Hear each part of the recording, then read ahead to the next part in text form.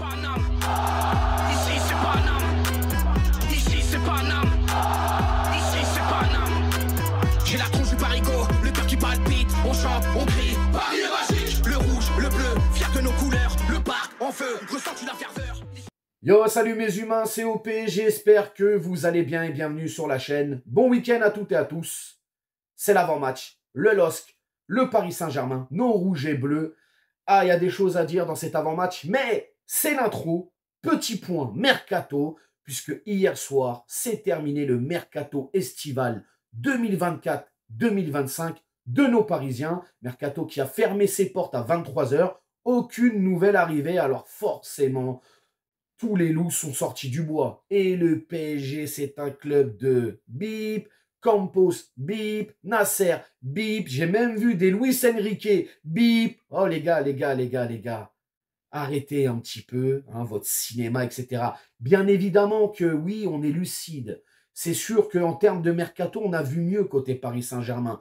Que ce soit, en tout cas en termes d'arrivée, et en termes de départ aussi, on peut le dire. Mais, il y a un moment donné, le PSG est resté cohérent dans cette nouvelle philosophie, dans son nouveau projet. C'est-à-dire d'aller chercher des jeunes joueurs à fort potentiel. Et c'est ce qui s'est passé.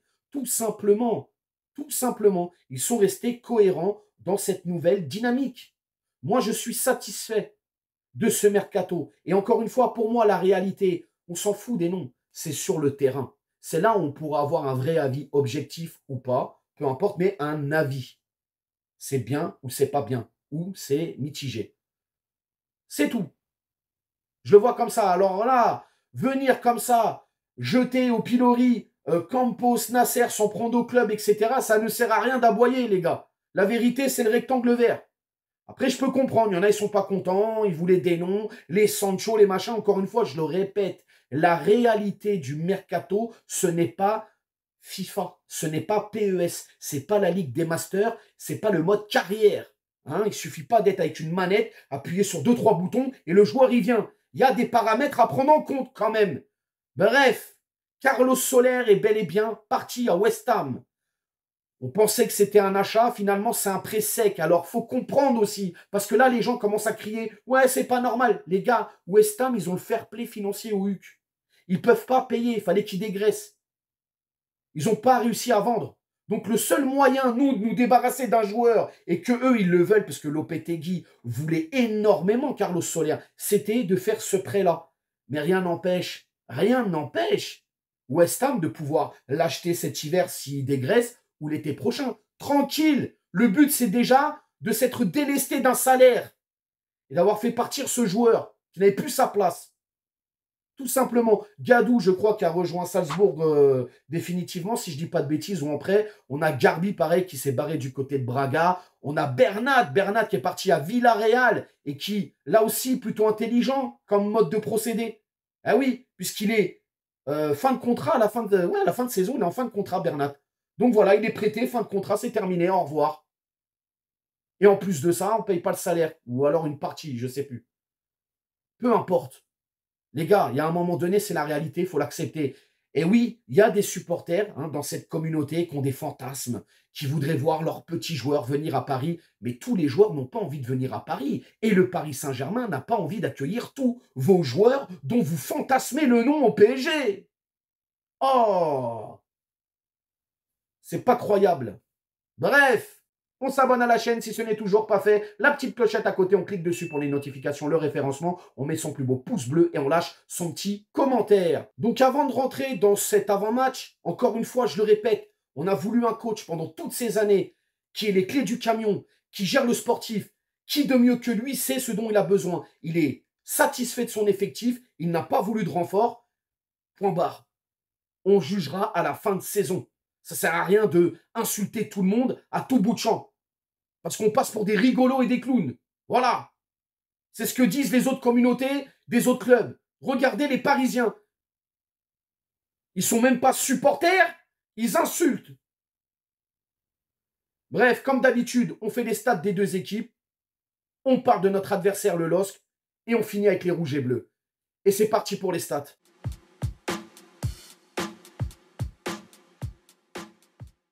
Pour clôturer cette troisième journée de Ligue 1, nos rouges et bleus prennent la direction du Nord pour y affronter le LOSC. Coup d'envoi 20h45 au stade Pierre-Mauroy et c'est retransmis sur l'horrible chaîne DAZN.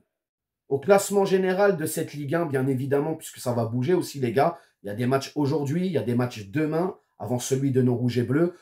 À l'instant T, là, au classement général, le LOSC est deuxième avec 6 points. Le Paris Saint-Germain sont premiers avec 6 points.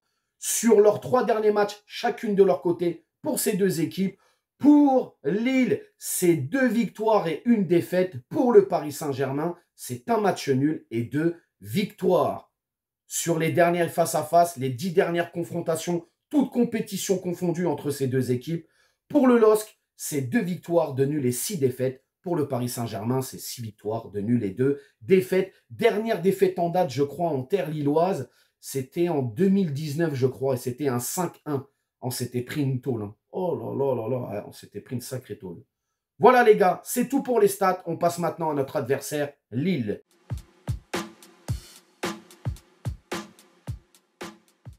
Alors n'ayons pas peur des mots, hein, les gars, et restons surtout objectifs. Mais Lille fait très bonne figure depuis un petit moment. C'est littéralement l'une des meilleures équipes de ce championnat de France. En plus de ça, ils ont été chercher leur qualification en Champions League. Donc demain soir, ils vont être galvanisés, ils vont avoir beaucoup de confiance.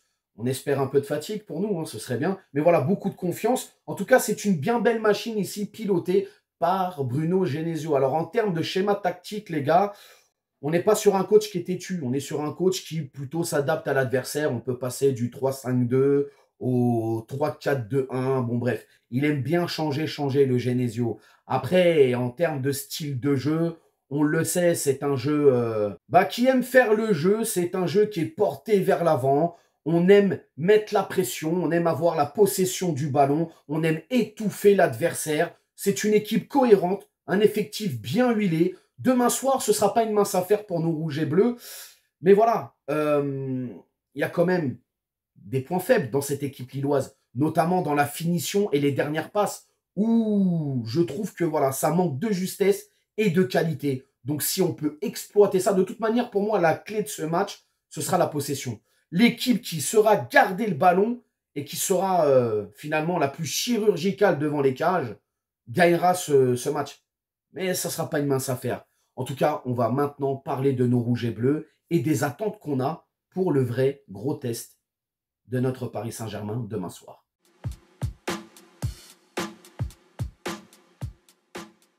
Comme je viens de te le dire précédemment, demain soir, c'est le véritable gros test pour nos Parisiens en ce début de saison. Va falloir être sérieux, va falloir être précis devant les cages. En fait, tout ce que je demande à l'équipe, c'est du collectif.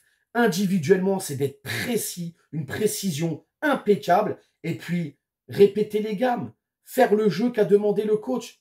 Je veux voir des joueurs mobiles, des dépassements de soi. Je veux voir du contact parce que demain, l'intensité va monter d'un cran. Ce ne sera pas Montpellier, ce ne sera pas Le Havre. Pareil pour eux, hein, bien évidemment.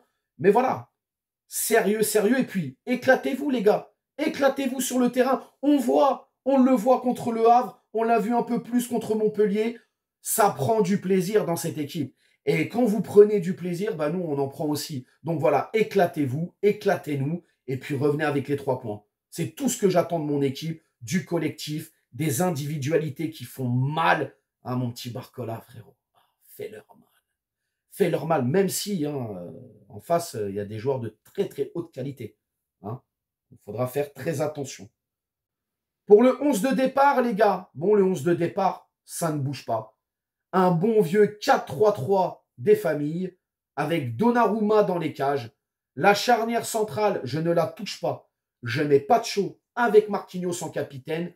À droite, je mets bien évidemment Hakimi. À gauche, on sait que Nuno Mendes ne s'est pas entraîné ce matin parce qu'apparemment il a un virus ou quoi. Alors, avec précaution, je dis bien avec précaution, je mettrai Beraldo à gauche. Je sais que certains vont me tirer dessus, mais bon, je mets Beraldo à gauche en sachant que dans l'animation, tu peux passer potentiellement à 3 défenseurs avec Marquinhos à droite, Beraldo à gauche et Pacho au milieu, hein, tu vois. Et puis justement Hakimi qui va ramener le surnombre au milieu de terrain. Le milieu de terrain, justement, parlons-en. Je mets Vitinha en sentinelle. Je vais mettre João Neves et Warren. Voilà, je mets Warren. milieu de terrain classique, pépère. Ruiz, je le fais rentrer un peu plus tard dans le match. Et pour l'attaque, je partirai avec Asensio en faux neuf, Barcola à gauche et Dembélé à droite. Voilà, tout simplement, les gars. C'est mon 11 de départ. Pour le score, je vois un but d'écart pour le PSG. Je vois une victoire de nos Parisiens. Allez, 1-2. Voilà, pour Paris, les gars. 1-2. Et les buteurs, Barcola et Vitinha. Barcola, Vitinha, les gars. Vous allez me dire dans les commentaires ce que vous pensez de ce match, ce que vous attendez. Vous pouvez aussi réagir justement au mercato. Vous me dites tout dans les commentaires. N'hésitez pas à vous abonner, partager, liker. Je vous souhaite encore une fois un très bon week-end. Prenez soin de vous, la santé, très important. Et puis nous, bien évidemment, on se retrouve demain à Lille pour le débrief. Ciao. Nique sa mère, les footix, c'est l'UTES que j'incarne. Paris capitale et la Liga capitule. On voit toute ton équipe face à Navas, c'est ridicule.